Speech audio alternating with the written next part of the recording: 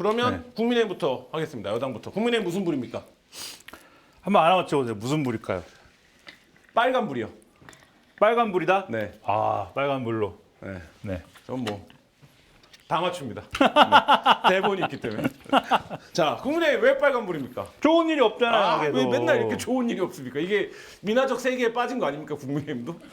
어떻게 이럴 수 있는지 모르겠어요. 이분들은 어떻게 이럴 수 있느냐. 자, 네. 뭐 일부에 잠깐 얘기하겠지만 지금 이제 화제가 됐던 게 성일종 의원의 발언입니다. 경로가 되냐? 뭐 이렇게 얘기를 해버렸어요.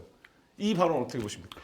근데 이게 제가 앞서 이제 김준희 선생님도 말씀하셨지만 네. 그냥 하는 얘기가 아닙니다. 그냥? 웃으라고 하는 얘기가 아니에요. 아, 아니다. 이거는 이게 그냥 우리가 일상의 언어로 보면은 이게 한바탕 웃음으로 끝나는 얘기지만 아, 네. 법정의 언어로 보면은 저게 이유가 있는 얘기예요. 아, 어떤 이유가 있습니까? 아까 말했잖아요. 네. 이제 부인할 수 없기 때문에 경로를 부인할 수 없기 때문에 그 다음 전략으로 가는 거예요. 그러니까 인정할 수 있는 사실까지만 인정하고 그 다음 얘기를 그 다음에 나와야 될 거 차단하는 거거든요. 무슨 얘기냐면 경로 지금 VIP 경로설은 그쵸? 네. 이제 팩트입니다. 제가 볼 때는 네. 거의 왜냐하면 VIP 경로설 아까 김계한 사령관 얘기했잖아요. 네. 김계한 해병대 사령관이 뭐라고 이제 VIP 경로설을 박정훈 대령한테 얘기했다. 네. 박정훈 대령한테 얘기했다. 네.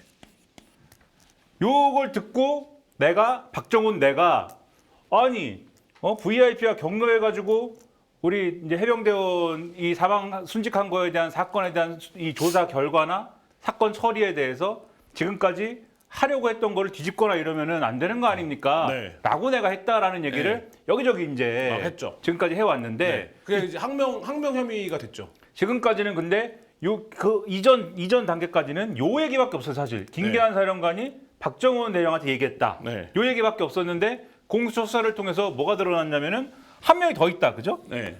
해병대 관계자가 고위 관계자. 그렇죠. 네. 해병대 관계자가 한 명이 더 있다. 이게 하나 나온 거고. 네.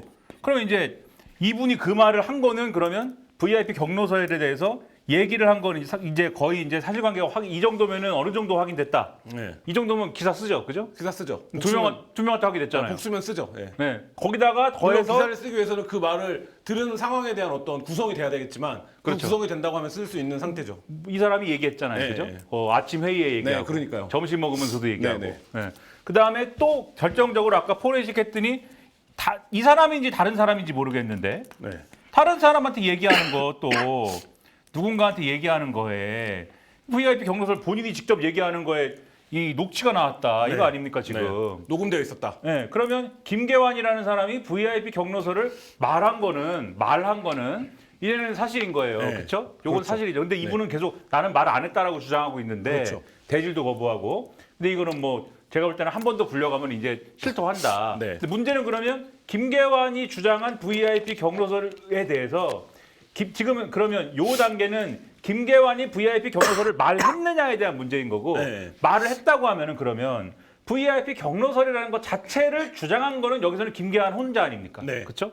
그렇죠? 그러면 이게 말한 사람이 더 있는지 크로스 체크를 또 해야죠. 그렇죠. 김계환의 주장을 확인할 크로스 체크가 돼야 되는데 네. 김기환이 거짓말하는 일방적으로 거짓말하는 걸 수도 있으니까. 그렇죠. 김계환 혼자 망상하는 네. 거일 수도 네. 있으니까. 그럴 수 있으니까. 한겨레가 뭘 보도했습니까? 한겨레가 VIP 경로설이라는 게 이게 7월 31일 날 오전에 네. 지난해 7월 31일 날 오전에 국가안보실 회의에서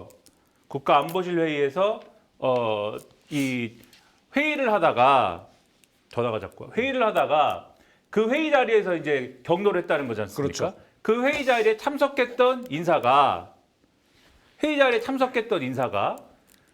여권 관계자에게 그 자리에서 VIP가 경로했대라는 얘기를 했다. 뒤늦게 관계자. 네. 자, 그럼 이제 VIP 경로소를 들은 사람이 김계환 사령관의 여권 관계자 2명이 됐죠, 이제. 2명이 됐죠. 그렇죠. 별도의 라인이죠, 이거는. 예. 이것도 어느 정도 그러면 크로스 체크가 되는 거죠. 그렇죠. 이 관계를 통해서. 네. 그 일이 있었다는 사실 자체가. 그리고 대략적으로 VIP 경로서를 전해준 사람도 어느 정도 특정이 되는 것 같고 지금. 네. 김계환 사령관이 그날 통화한 사람 통화 목록, 네. 그렇죠? 네. 통화 목록하고 네. 이 회의에 참석자. 야, 이 사람은 전화를 똑같은 사람이 계속 어. 착신 거부하는데 3번, 4번씩 해요.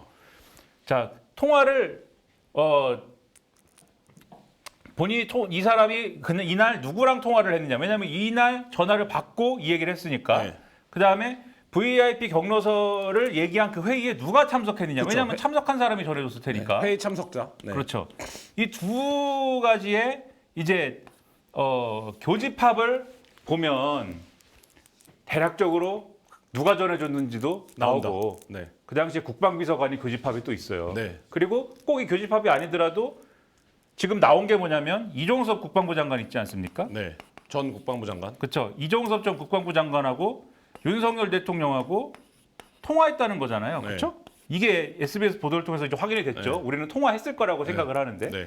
직접 경로를 해가지고 이렇게 전달됐을 수도 있는데 네. 이 경로일 수도 있는데 근데 김기한 사령관은 분명히 대통령실 관계자한테 들었다고 했다고 돼 있거든요. 근데 아무튼간에 이 관계일 수 있는데 근데 요 관계에서 이종섭 전 장관은 뭐라고 하고 있어요? 경로는 난 느끼지 못했어.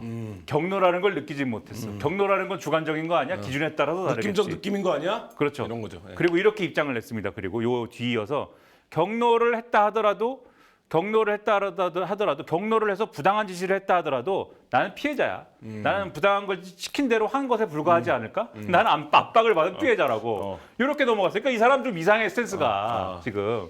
윤석열 대통령이 볼 때는 불안한 사람이라고요. 적폐 수사할 때 빠져나가는 거 못 봤니? 이런 거죠. 예. 근데 여기서 이종섭 전 장관이 또 주장한 것 중에 하나가 그 보도에 의하면은 윤석열 대통령이 얘기를 한 게 임성근 사단장이라는 사람을 빼라고 얘기하지 않았다는 거예요. 네. 초급 장교나 부사관 이런 사람들을 빼. 네, 그 대목이 시사점이 있더라고요. 저의 느낌적 느낌으로는. 네. 어떤 시사점이 있습니까? 그러니까 이게 본인이 이미 닥쳐올 고난을 알고 그걸 치고 있는 거죠. 네. 그럴 수 있고 이게 사실이라면 네. 윤석열 대통령이 이 시킬 때부터 사실 만약에 이 진술이 사실이라면 윤석열 대통령이 시킬 때부터 직접 말을 하지 않은 것이다. 임성근 사단장을 빼라고 이 지시할 때는 직접 얘기하지 않고 다른 얘기를 하면서 이걸 보류시킨 건데 뒤에서 이제 실질적으로 이걸 이제 회수를 해와가지고 국방부 검찰단에서 누구를 뺄까 이거를 조정을 한 거잖아요. 이 단계에서는 다른 얘기가 다른 사람을 통해서 들어간 것이다. 이렇게 볼 수도 있고. 근데 어쨌든 간에 이거는 그럼 왜 됐겠어요? 윤석열 대통령이 경로를 했으니까 된 게 아닐까. 이렇게 가는 거거든요. 그럼 어떤 경우든 간에 이 회의에서든지 대통령의 마음에서든지 경로를 했다는 것 자체는 지금 부인할 수가 없어졌고. 어떤 경우든지 부정을 하기가 오히려 어려운 상황이에요. 그러면은 여기서 어떻게 변론 전략이 어떻게 가야 되냐면은 유능한 변호사라면은 유능도 아니고 이건 뭐 변호사의 기본이겠죠 아마. 지금 문제의 핵심은 경로가 왜 문제가 되냐면 경로를 해가지고 수사 외압이나 뭐 이런 걸로 됐느냐 이게 문제지 않습니까? 그렇죠? 수사 외압이 돼가지고 이 난리가 됐다 이거 아니에요. 그러면 여기서 어떻게 논리적으로 어떻게 끝낸 거냐면 방어가 그냥 꽉 찼어. 선생. 오, 방어가 녹아. 이거 봐. 우와. 이거. 통영바다에서 잡은 영양만점 장어를 올려 만든 장어품은 연잎밥, 국내산 최고급 암꽃게로 만든 프리미엄 알배기 간장게장. 네이버에서 통영해인 검색하시면 됩니다. 여기서 어떻게 논리적으로 어떻게 끝낸 거냐면 경로는 이제 부정할 수가 없어요. 네. 그럼 이제 뭘 부정하는 거예요? 수사 외압을 부정해요. 요거를 부정하는 거예요. 그렇죠. 경로는 했는데 일로 안 갔습니다. 이 연관관계가 없습니다. 그 얘기에 지금 이제 표현이 경로하면 안 되나요? 경로가 죄가 되나요? 이렇게 얘기하는 게 요 전략인 거예요. 그래서 경로를 했을 수 있는데 사람이니까 화를 냈을 수 있겠지. 하지만 그게 수사 외압으로 이어졌다는 증거가 있을까? 그건 없지. 이렇게 얘기하는 거다. 아까 얘기한 이종섭 장관의 발언도 약간 그런 맥락에 있는 거죠. 그렇죠. 지금. 근데 이종섭 전 장관은 새가 스며서 그런지 예비적인 어떤 그런 법리까지 지금 다 얘기해가지고, 그러니까는 이렇게 이어졌다 하더라도 네. 나는 피해자야. 여기까지 네. 얘기해가지고 네. 이분은 좀 쫄리고 있다. 이종섭은. 네. 그리고 요 얘기 근데 요 전략을 이미 이 윤석열 대통령이 기자회견에서 예고한 거예요, 사실은. 그렇죠. 기자회견에서 동문서답했잖아요. 자기가 질책을 했다는 것까지 인정을 했죠. 그쵸. 뭔가에 대해서. 근데 그때도 우리는 아이 동문서답이야 이렇게 생각했지만 잘 보면은 동문서답은 동문서답인데 굳이 왜 동문서답을 했느냐? 경로라든지 뭔가라든지 아무튼 나는 뭔가 액션을 취했을 수는 있는데 그것은 외압으로 연결되지 않았다라는 논리거든요. 그것도 어쨌든 간에. 그러니까 요거는 제가 볼 때는 법을 잘 아는 사람, 법조인을 해본 사람, 뭔가 이 변론 이런 걸 다뤄본 사람은 이 생각을 바로 하는가 보다. 그래서 지금 여당과 대통령실은 나라를 다스리고 뭐 이런 데가 아니라 지금 법적인 방어를 하고 변론을 하고 이런 단계로 지금 접어든 것을 보여주는 사례다. 이 변론 집단이다. 성일정 의원의 주장이. 자, 요 얘기도 좀 잠깐 짚어보죠. 윤석열 대통령이 본인이 수사를 통해서 구속시켰던 정호성 전 청와대 부속비서관을 대통령실 시민사회 비서관으로 채용을 했습니다. 뭐 문고리 3인방 가운데 한 명이고 잊고 있었는데 또 갑자기 생각이 났어요. 근데 이 문고리 3인방 중에 한 명인데 이거는 이제 국민의힘 내부에서도 좀 비판의 목소리가 언론을 통해서 보도가 되고 있는데 여기 왜 다시 재기용한 거라고 보십니까? 모르겠어요. 진짜 모르겠어요. 제가 웬만하면 네. 어떻게든 이해를 해보려고 하는데 야 이거 진짜 모르겠다. 알 수가 없다. 그래서 오늘 보니까 중앙일보라는 신문을 보니까 칼럼 제목이 이해할 수 없는 대통령인가 그런 제목의 칼럼. 그러니까 신문들도 보수 언론들도 이해가 안 된다. 왜 이런 인사지? 그리고 요즘에 아무래도 위기감이 보수 진영 내부에 위기감이 크다 보니까 그 전까지는 어쨌든 대통령에 대한 비판을 좀 하던 보수 인사들도 요즘에 방송 나와가지고 다 대통령 약 감싸거든요. 전거성이라는 분이 있습니다. 전거성. 예. 전거성이라는 분 요즘에 대통령 많이 감싸고 막 특검 뭐 이거 말도 안 된다 뭐 이런 얘기 하는데 막 한참 그 얘기하다가 정호성 얘기 물어보니까 이건 내가 모르겠다.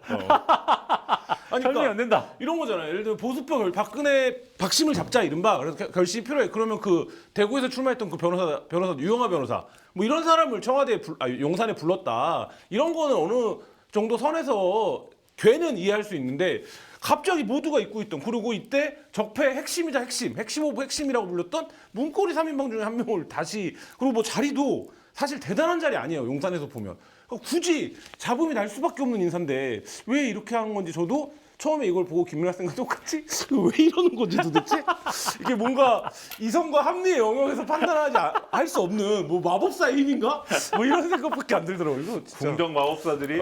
근데 뭔 생각인지는 모르겠으나 네.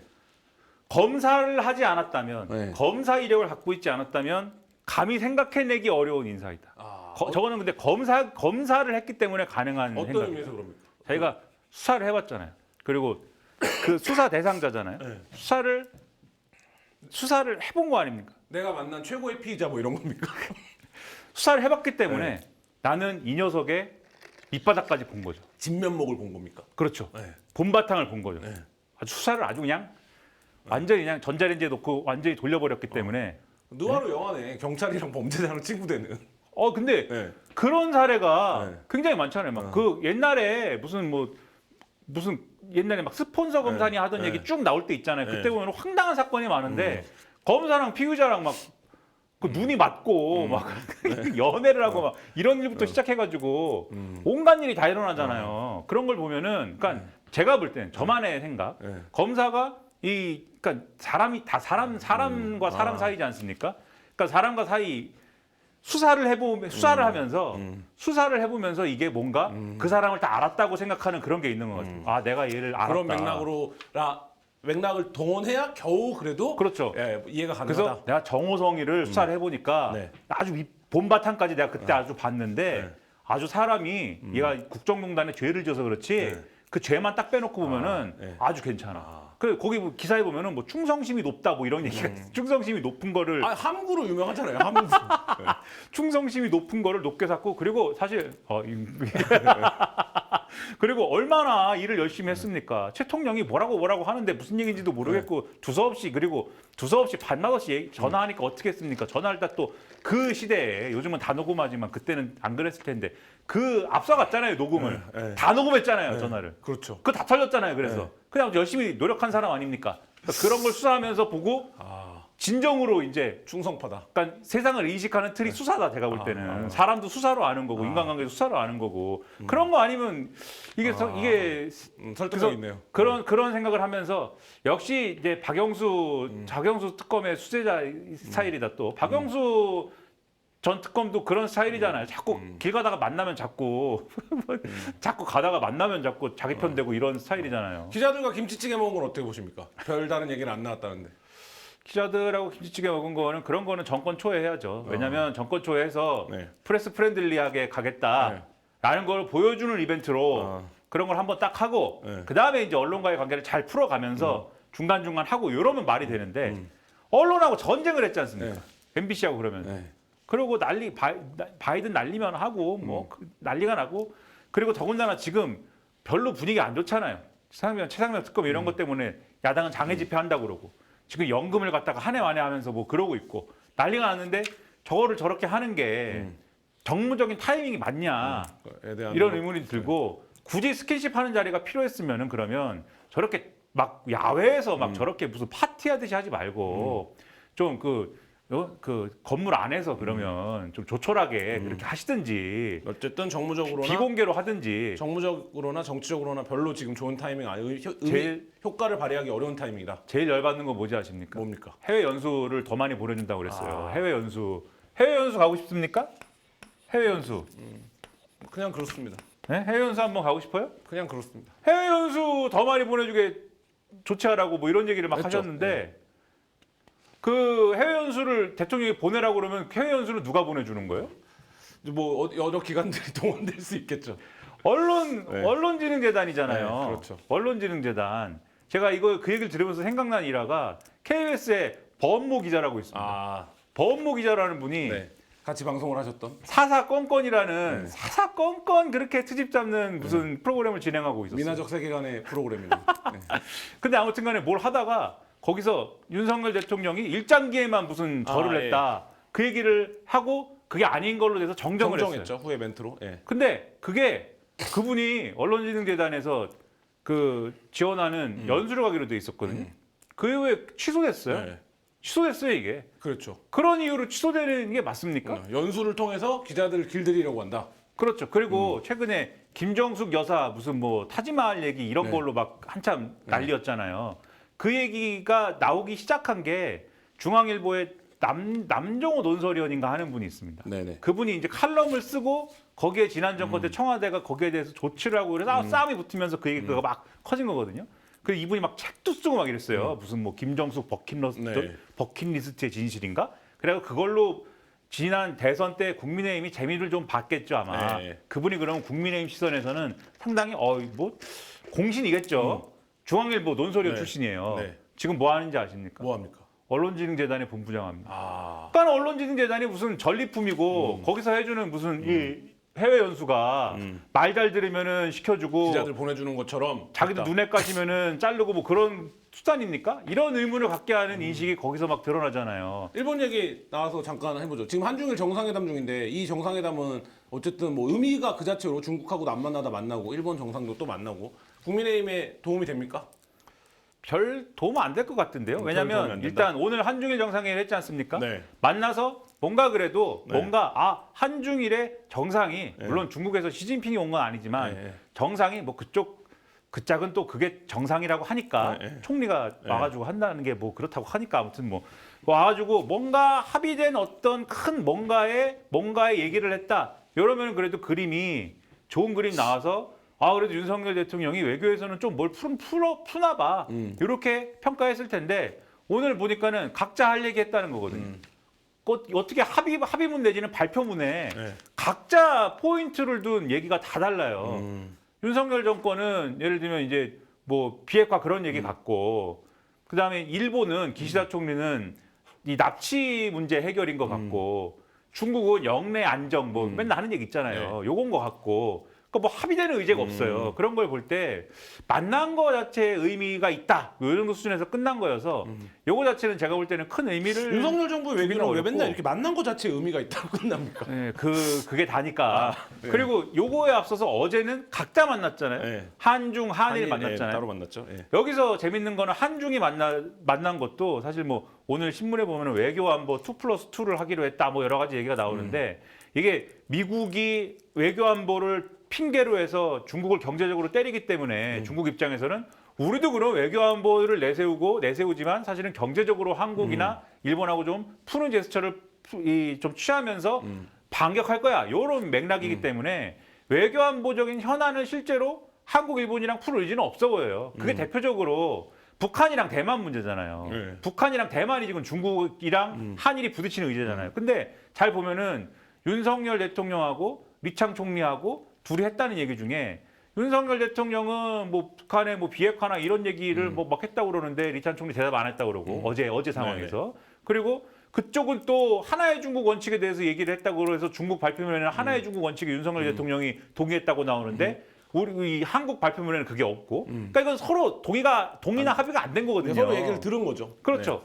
그러니까 이것도 뭐 별 진전은 없는 거고 제일 황당한 건 일본입니다. 한일 간의 한 얘기. 한일 간의 한 얘기 봤어요? 네이버 얘기했다고 해요. 네, 네이버 얘기. 네. 저는 이거 보고 너무 웃겼습니다. 진짜. 네, 너무 웃긴 얘기다. 외교와는 이거는. 별개 사안이다.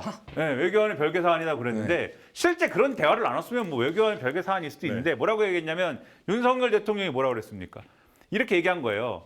그러니까 당신들이 일본 정부가 네이버한테 지분 매각을 하라고 한 거는 아닌 거죠. 네. 아닌 거니까는 이거는 외교 안보하고는 관계가 없는 겁니다. 네. 이렇게 얘기한 거죠. 네. 근데 기시다 총리가 뭐라고 그랬냐면 그러니까 그게 그러니까 이 보안의 문제에 있어서의 거버넌스의 재검토를 요구하는 것이지 네. 뭐 우리가 뭐 외국 기업의 투자나 이런 거를 거부하는 게 아니죠. 이렇게 화답을 했단 말이에요. 그래서 이거를 오늘 신문들이 대통령이 뭔가 라인 문제를 선도적으로 얘기를 꺼냈고 왜냐하면 국내적인 비판이 있으니까 거기에 대해서 일본 총리의 절하한 답변을 이끌어냈기 때문에 이게 뭔가 대통령이 좀 이 선을 긋는 듯한 제스처를 취한 거야 이렇게 평가를 많이 했는데 제가 볼 때는 말을 좀 잘 이해를 해보라고요. 말을 이해를 하지 않고 기사를 막 쓴 거예요. 그거는 이거 뭐예요 이게 보안 정확히 뭐라고 했어요? 무슨 거버넌스?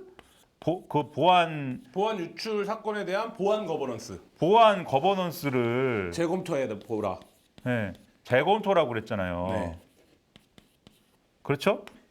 그 보안 거버넌스가 뭔데 그러니까 거버넌스가 뭐예요?